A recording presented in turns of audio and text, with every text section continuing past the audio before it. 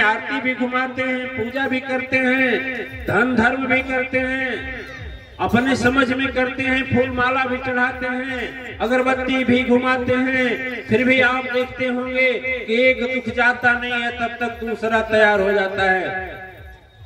लड़का भी ठीक नहीं हुआ तब तक पति को बुखार आ गया, पति अभी बुखार में ही पड़ा है तब तक पता लगा बेटी को क्या हो गया, कुछ भी हो गया। यानी एक बीमारी शरीर में ही अभी एक बीमारी गई नहीं, दूसरी प्रकट हो गई।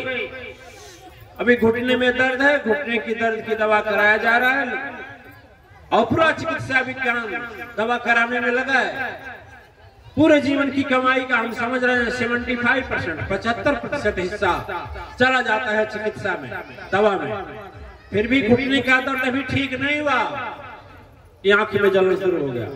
आंख का जलन अभी है, घुटने में दर्द है, घुटने का दर्द थोड़ा आराम मिला तब तक पेट में इन्फेक्शन हो गया है? अभी पेट का इन्फेक्शन ठीक हो गया, आंख का भी ठीक हो गया, लेकिन तब तक कमर में दर्द शुरू हो गया। कभी आप विचार किए हैं ऐसा क्यों हुआ? आप लोग अनुभव कीजिए। और इसी के बीच में सीधे साधे जनता को ये तंत्र मंत्र करने वाले और ढोंग पाखंड रचने वाले सब अपना उल्लू सीधा करते हैं।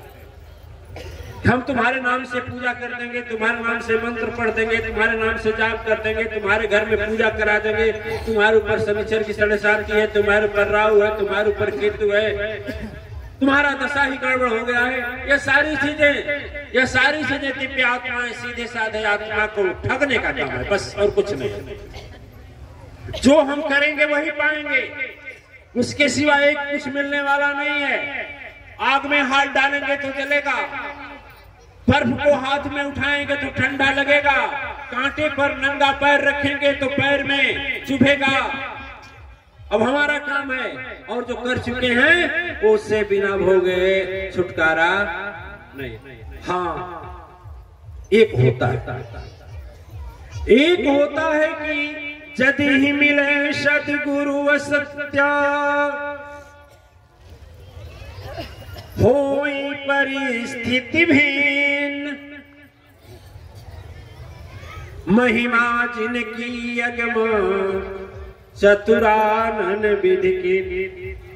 यदि सद्गुरु मिल गए फिर भी आपको उसकी सजा भुगतनी पड़ेगी, सजा भुगतनी पड़ेगी। एक रहेगा कि बड़ा रहेगा तो छोटा हो जाएगा, बड़ा रहेगा तो छोटा हो जाएगा, इन भुगतना जरूर पड़ेगा। लेकिन सदगुरु मिल गया कुछ राहत मिल सकता है। यही है कि फांसी चढ़ने वाला है सूली पर तो सूल यानी कांटा बनकर रह जाएगा, लेकिन कर्म का फल तो मिलेगा ही। ठीक है ना? यही है, भयंकर मौत होने वाली है, बिस्तर पर तड़प तड़प करके परसों तक प्राण छटपटानी है, तो सदगुरु मिलेगा तो छोटा सा हल्का एक्सीडेंट हुआ जैसे अमरिंदर जी का हुआ था, जीवन शेष बच जाएगा और कर्म का सजा उसी में पूर्ण हो जाएगा। दिव्य आत्माएं हम लोगों के सदगुरु एक दृष्टांत सुनाती थी, हमें याद आ गया, इसी पर बता रहा हूं। एक नगर में एक बहुत बड़े ज्योतिषाचार्य, उनका दावा था कि मैं 7 जन्म पीछे का बताऊंगा और 7 जन्म आगे का बताऊंगा। कितना? यानी सुन रहे हैं कितना? 7 जन्म आगे का, 7 जन्म आगे का, 7 जन्म पीछे का, 7 जन्म आगे का और 7 जन्म पीछे का बताऊंगा। और 7 जन्म आगे, 7 जन्म पीछे। अब तो भाई विशेष करके सभी लोग लाइन लगा दिए, राजनेता भी लाइन लगा दिए, किस बार भी मैं चेयरमैन हूंगा कि नहीं हूंगा, विधायक जी भी लाइन लगा दिए कि मन पत्ता नहीं जाएगा, सीएम भी लाइन लगा दिए, देश का प्रधानमंत्री हमारा कट नहीं करेगा, विद्यार्थी भी लाइन लगा दिए कि इस साल मैं पास होऊंगा कि नहीं होऊंगा, व्यापारी भी लाइन लगा दिए कि हमारी दुकान चलेगी कि नहीं चलेगी, हमारा धंधा वाले धंधा चलेगा कि नहीं चलेगा। बीमार भी लाइन लगा दिए कि हमारा बीमारी कब तक ठीक होगा। इतना उनका 100% वाणी सत्य होती थी कि जो कह देते थे वो सच होता था, एक भी झूठा नहीं हुआ। बोलिए सच्चे दरबार की जय, दिल से बोलिए सच्चे दरबार की जय। कभी एक बार जय नहीं बोलते। आप लोग सत्संगी है ना, भैंस भेड़ बकरी चराने वाले नहीं ना, सत्संग में रहने वाले हैं ना, तो जब भी बोलते हैं 2 बार बोलते हैं जय हो जय हो। बोलिए सच्चे दरबार की जय हो जय हो। हाँ ठीक है। इससे ये जो राजकुमार जी को बधाई देते हैं कि इनके द्वारा कितने देशों में प्रसारण हो रहा है।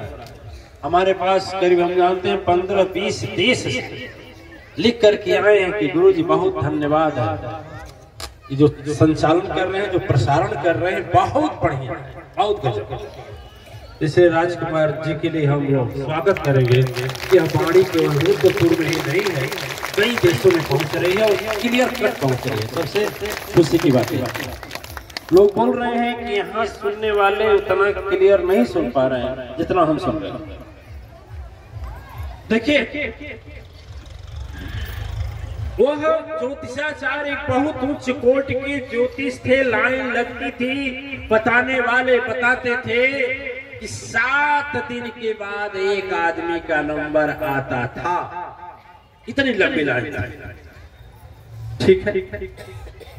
वहीं पर उसी नगर के थोड़ी दूरी पर 2 मनुष्य ही अभी कहेंगे।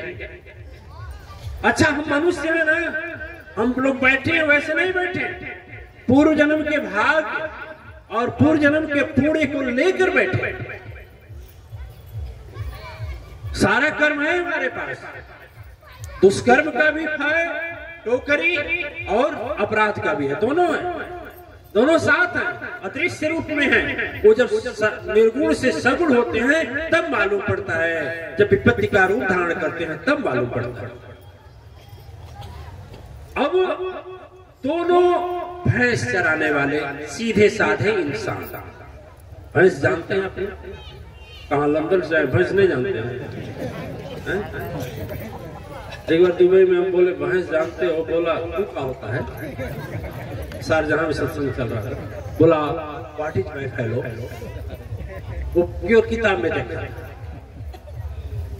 तो आप लोग तो जानते हैं ना, आप लोग को नहीं समझाना है। तो अब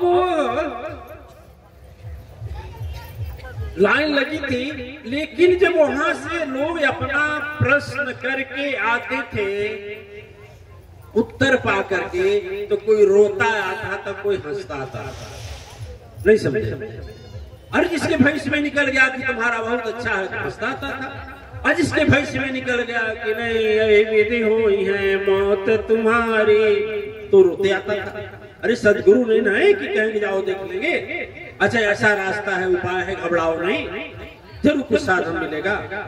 सदगुरु तो है नहीं, वो तो बस कहने वाले हैं जो पढ़कर सुना दिया, जो यहाँ लिखा था पढ़कर सुना दिया, लेकिन मिटाने वाले और निर्माण करने वाले नहीं है।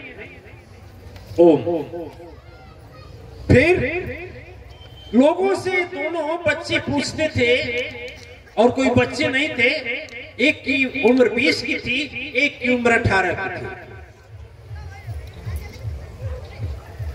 एक का नाम था शांति देव, एक का नाम था शाश्वत देव। वो सब अपने में रखे हुए थे। एक का नाम शांति, एक का नाम शाश्वत। शांति देव जो दूसरे को शांति दे। लेकिन दोनों का काम बड़ा अच्छा था। दोनों एक साथ बैठते थे, एक साथ खाना खाते थे, एक साथ उठते थे, एक साथ बाथरूम पहले अपने घर में बना हुआ है, पहले बाहर जाना पड़ता था। आप लोगों के समय में था कि नहीं था? लोटा लेकर के दजाया जाता था। देवियां संध्या समय सुबह जाती थी गांव के बाहर, था कि नहीं पहले जमाने में? अब भी बहुत कम ऐसी जगह है। और तो धन्य है इस देश सरकार के भाई, माननीय कोई कुछ भी कहे, प्रधानमंत्री जी का बहुत बहुत हम इसलिए धन्यवाद देते हैं कि हर गांव में शायद कोई ऐसा गांव होगा जिस गांव में उन्होंने निर्माण न कराया, अपने फंड से कराया। महान विभूति, महान आदमी। तो अब